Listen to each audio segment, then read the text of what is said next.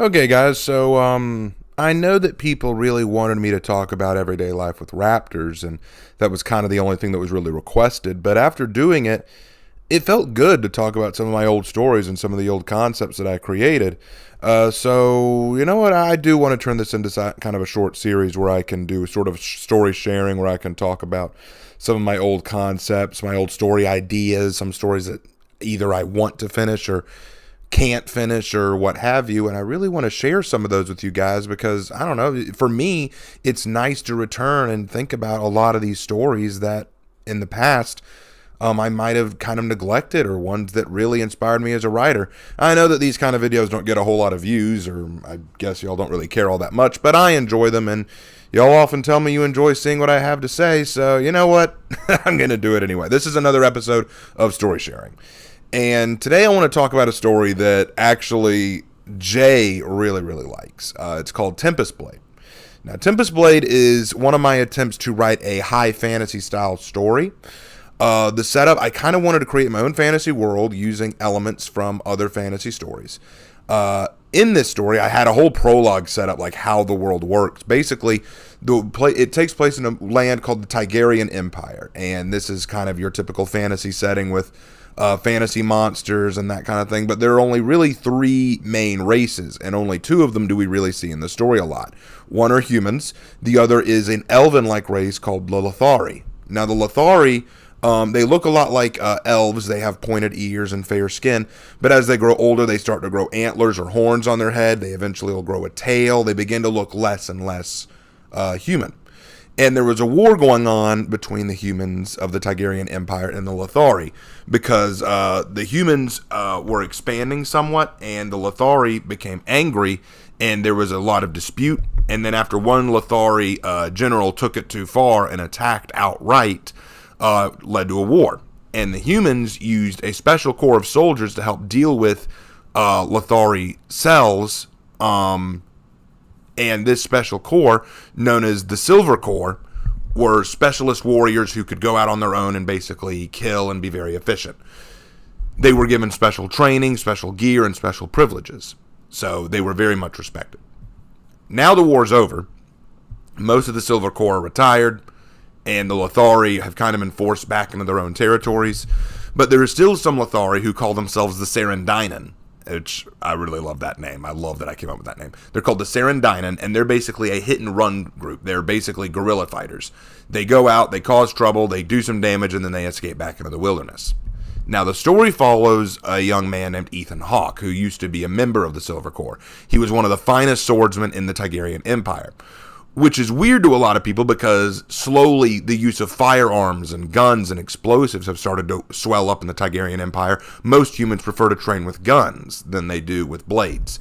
It's the Lithari who hate all things firearm and hate all things explosive. They hate modern technology, so they prefer to fight with swords. So why would a human want to fight with swords when that's so Lithari, when that's so backwards? But Ethan holds true to it because it's what his father taught him to do, and he carries the sword that his father gave him. Now, one day while patrolling the forest outside of his local village, he discovers a Lithari girl whose mother has been eaten by a wild bear, and she's all on her own. He can't ignore her, and it's revealed that there are secrets about his past that make humans hate him. He's called a traitor in the Tigerian Empire, but we don't know yet what he did. It's not explained yet what he did that made him a traitor. But one thing that we do know is that he cares about this little Lithari girl whose name is Anya. Now, believe it or not, no, I wrote this story before Spy X Family, so I did not take her name from Spy X Family. That is my creation, me. Okay, anyway, so he takes her back to the tavern where he lives, and the owners let her stay. And over time, he starts to develop a almost paternal affection for this child. Like, he cares about Anya, he wants to take care of her, he wonders who her real family is so that he can take her back. So he gets in contact with a Lithari that he used to know from the Silver Corps days and asks him to look into where she could be. Along the way, we learned that there's actually more about Anya than meets the eye, specifically who her family is, like who she actually comes from, who actually raised her. And when Ethan finds out who her family is, he suddenly goes, okay, this just got real. And it turns into a big adventure trying to have Ethan, who's considered a traitor to the humans, although it will be revealed later in the story why he's a traitor. And for Anya, figuring out what her legacy is and what her survival could actually mean for the Lethari, these two miscreants, as it were, have to learn to work together, and eventually it turns into a very close father-child relationship. And I really enjoyed working on this, and if you want to know like the big twist, I do recommend reading the story. There is a link to read it in the description if you're at all interested. I don't want to go into too much detail in this video because, frankly, it would spoil a lot, and I don't want to spoil too much. But I've had a lot of friends, specifically Jay, draw lots of images for the story. I hope he one day comes back to draw more because he does such a good job drawing Ethan and drawing Anya. It's incredible.